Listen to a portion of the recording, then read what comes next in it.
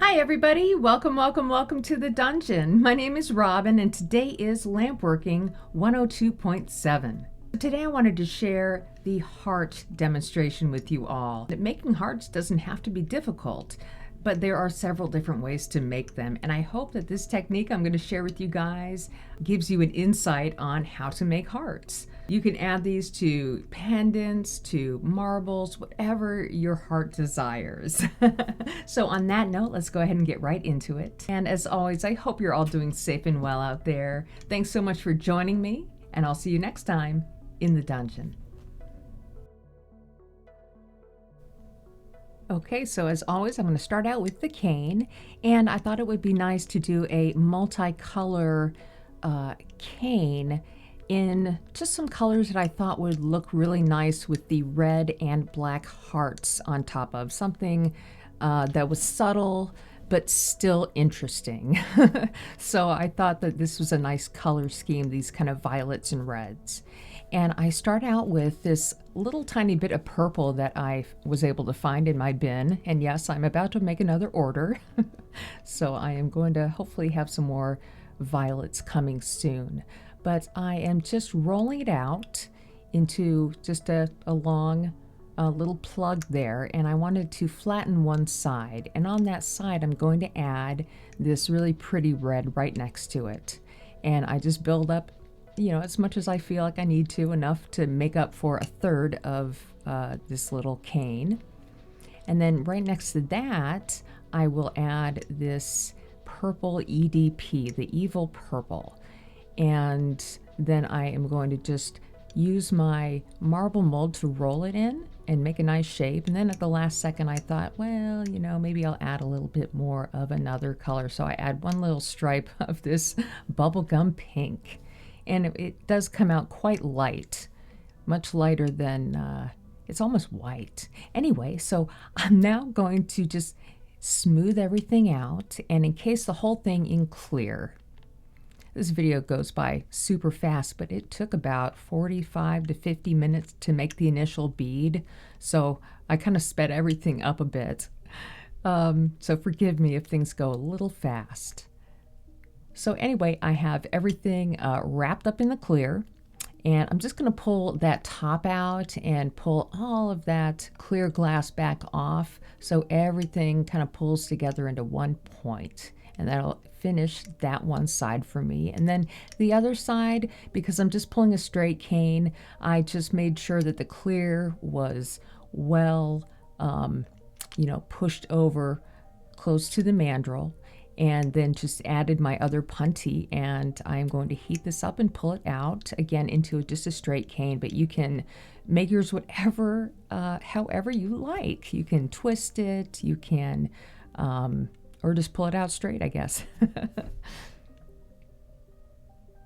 And yes, you can use glass puntees for this. I just like to use the metal puntees, and all they are metal mandrels. And I just like to use them because I feel like they give me a little bit more control where the glass is sticking to it. Okay, onward to the bead. And I'm going to start this bead out with the bubblegum pink.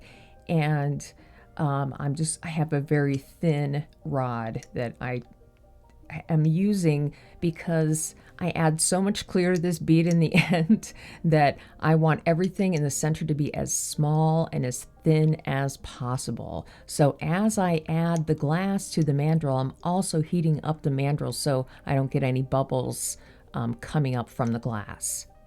And after I have a length of that color on there, I'm just going to heat it up and start shaping everything out real nice.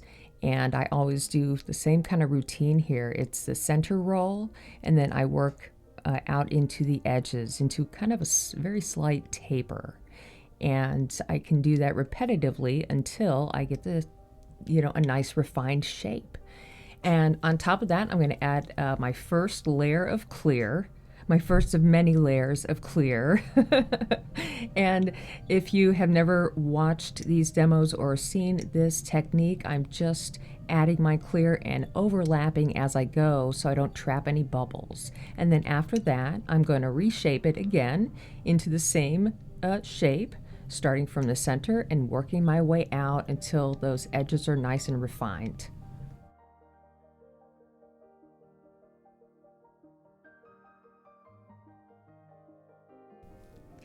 Okay, so now I'm going to start to add this cane in the pattern of the Cornelli lace that I did for the black and white volume 26.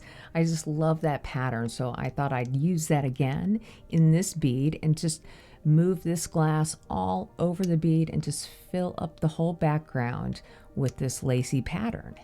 And it's really nice. I love the way it looks. In fact, the whole time I was working on this bead, I kept thinking, oh, every step of the way looked just really pretty. So you can stop at any time, right? But I'm going to keep going on this one and just continue to fill everything up with this pattern. And I make sure that I kind of move my cane around so I'm getting different sides of the cane every time as well.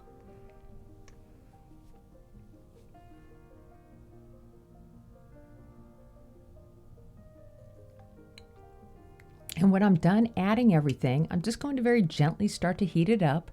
Remember that this cane was encased in clear, so everything can kind of push up next to each other and you'll still see a really nice definition of the line of the squiggle. And then just heating everything up, gently melting it back in and getting ready for my second layer of clear.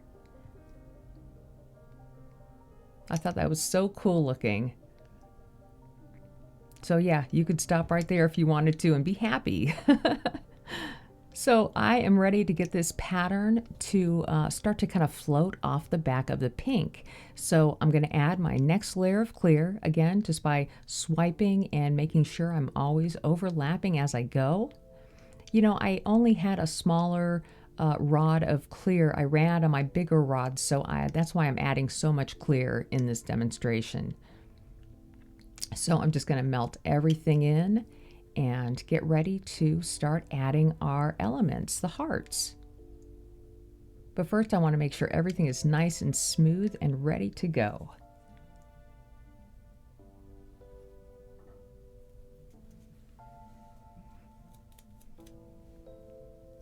Okay, so the hearts, I am just going to use an intense black stringer. And as long as you don't overheat it, it won't spider web out on you. And I'm going to add just a series of 2 dots, 2 dots, and 2 dots. So I'm making 3 floating hearts that are drop shadowed. So I guess I'm making 6 hearts.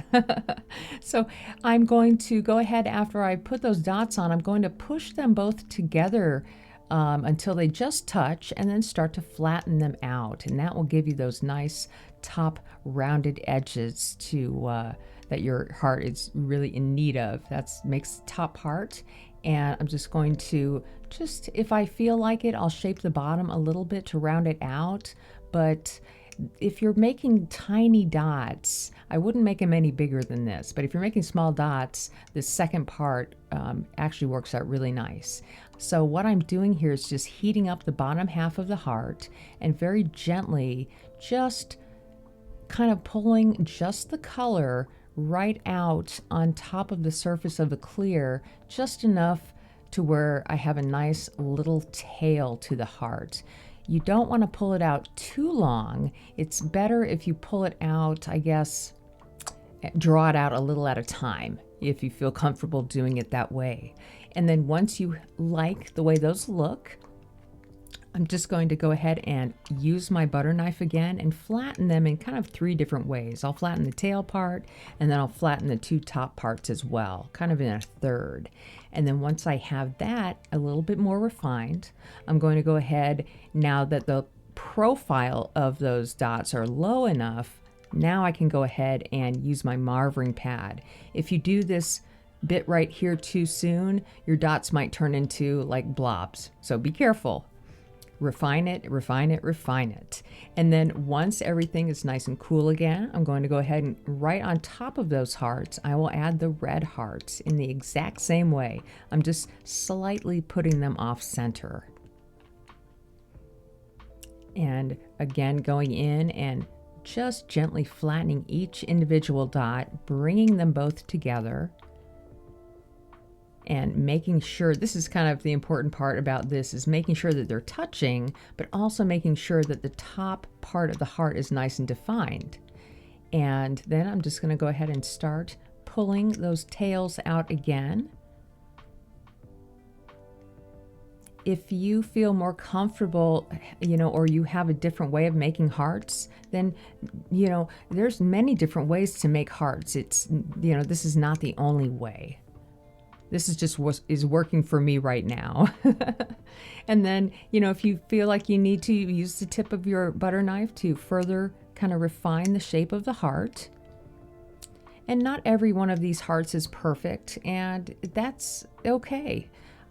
Don't be hard on yourself if your hearts are not perfect. We are not perfect, so therefore it's okay if you don't have a perfect heart. It took me several attempts to get some nice ones for you all to look at the end. And I do have a really nice selection at the end in the pictures of a good handful of these that I made for you guys, and this is the one I chose out of all of those. Okay, so now that I have all those red hearts nice and smooth on the glass, I'm ready to start adding, well, okay, maybe not quite yet. I don't know what I was thinking, but I thought I'd go ahead and make these little, what I call button dots. I don't know why, but that's what I call them. But, in the long run, these really did not help the overall aesthetic of the bead, if you know what I mean. So you don't have to add this bit. I won't be hurt. So basically, I'm just adding these little micro dots and just pressing them in with my little tungsten pick, and then I just will continue from there. But these are actually fun little elements, but this just wasn't it wasn't right for this, I guess. Anyway, moving on. Let's add some clear. So I think that the bead really looks great right here. I probably could have stopped right there, but you know me, and the title is, well, maybe not the title, but it is Floating Hearts. So I wanted to make sure these were floating out in the clear. And, again, this is just the reason why I am adding so much clear on this one is because I don't have the thicker clear rod. So having a variety of clear is really, really handy. Okay, so every time I add my clear, I will always do kind of the same routine. I will heat and incorporate the clear on the edges first and make sure that the ends of the bead look really nice. And then I will go ahead and just start to heat the center part nice and slowly, and maybe give it a little refining on the you know what it is, the graphite paddle. Now, every time I do another layer of clear, I will do it a little shorter and a little shorter each time in width. So the majority of the clear is going to end up on the top of the hearts, and I'm not using a ton of glass. It can take a long time. That's why this bead took about 45 minutes to make, because of the amount of time it took me to add the clear.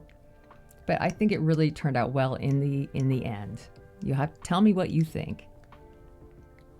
Okay, so here's another layer of clear, just a little bit shorter. And this is when I can finally start to see, for myself at least, what I am looking for is these hearts to start floating off the background.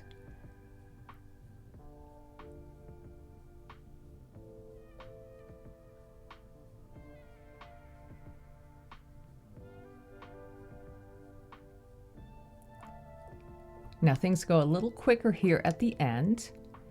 You know, the shorter your encasement is in the center, the easier it is just to heat and melt those edges in, kind of like round the end of the bead out, and really just give it a little bit of heat in the center, cool it down, and you are ready to go for the next layer.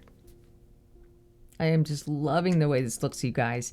And I do want you to also be aware that cleaning your glass rods is super important. I did get a little bit of glass. You can kind of see it's a little streaky in the end, so do clean all your glass. You'll be happier in the long run. Trust me. Okay, so I'm just heating one more time, seeing how everything looks here.